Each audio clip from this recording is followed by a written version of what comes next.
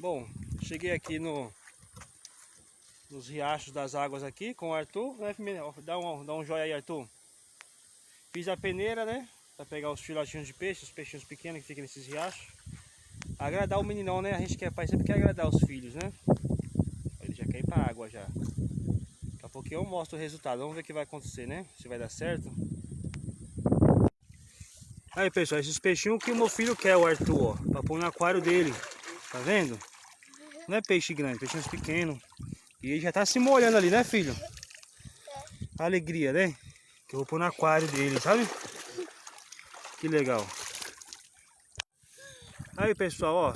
Esses peixinhos aqui que o Arthur quer pro aquário dele, ó. Como ele tá sem nenhum, então eu vou improvisar. A alegria do meu menino, né?